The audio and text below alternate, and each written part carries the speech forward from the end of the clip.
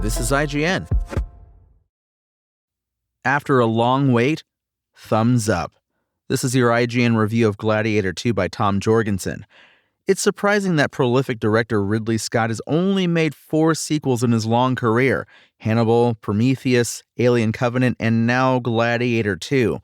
His 2 Alien follow-ups remain divisive, seen by some as overcomplicating the original work's simple, ferocious beauty.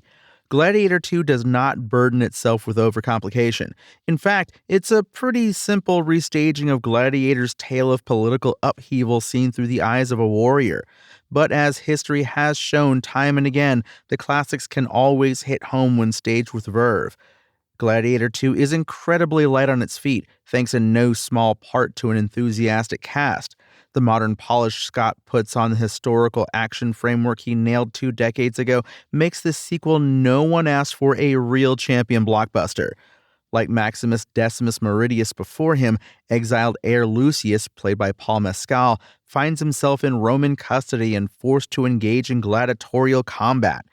Lucius's anger with the system clashes with his devotion to the ideals of strength and honor espoused by Maximus, which provides some nice conflict for Mescal to play with in Gladiator II's first half, and helps distinguish his form of heroism from that of Maximus.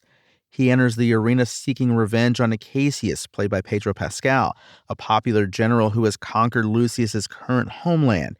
But the story quickly puts Lucius's personal motivations aside in favor of using him as a symbol for a younger generation fed up with the old ways. There are larger political machinations which increasingly play out around the Colosseum games being held in Acacius' honor, and Mescal shoulders the weight of that brewing revolution well.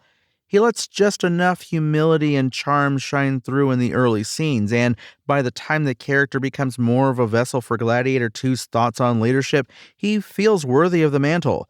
Maximus casts a long shadow over Gladiator II, but rather than completely mythologizing him, Scott smartly grounds the character's positive influence in the recollections of those who witness his journey, namely Lucius and his mother Lucilla, played by Connie Nielsen. That's mostly handled well, but it does make Acacius, a statesman-like character very much in the mold of Maximus, stick out a little. He helps remind us that there's some sense at the highest levels of Roman power, but with Lucius already retreading Maximus's footsteps, Acacius' embodiment of Maximus's ideals feels redundant. Maximus's defeat of Commodus in the arena 16 years prior should have led to a new golden era in Rome, but the resulting vacuum of leadership left the city an even more paranoid, dangerous place than it was before, a failure of better angels that gets swiftly glossed over in Gladiator II. The Senate has been crippled by the Emperor's hunger for conquest, leaving old fogies in the Senate like Gracchus, played by Derek Jacobi, completely ineffectual.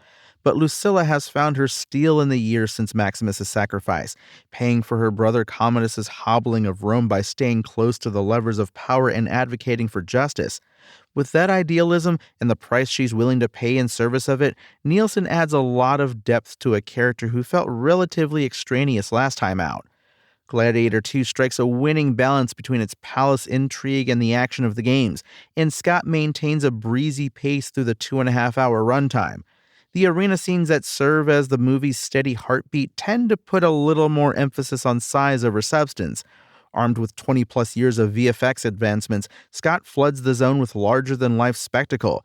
A duel with angry baboons and full-on naval combat within the Colosseum walls, a thing the Romans actually did, which shocked me, are no doubt greater than what Scott was able to achieve last time, but it's not always to more effective ends. The battles are quite distinct from each other, again, baboons and boats, but they all feel just a little bit rushed, a little less focused than their more visceral and immediate counterparts from the first film.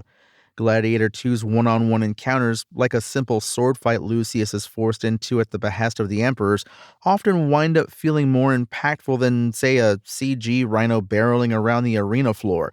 But the game's blend of decadence and brutality completes its most important tasks, showing us the stakes of Lucius's continued success and demonstrating that being good at killing other people is a pretty fucked up metric for that success.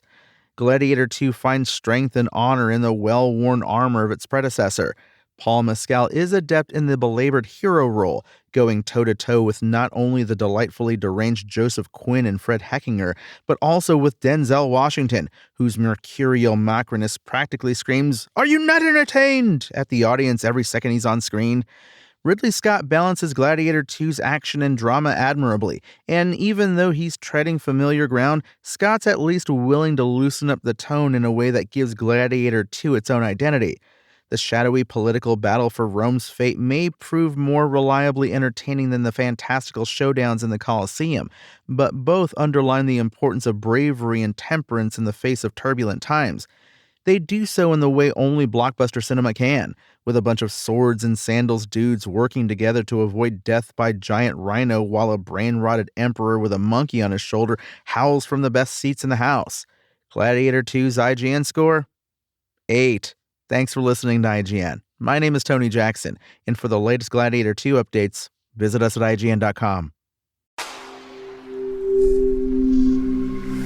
Spoken Layer.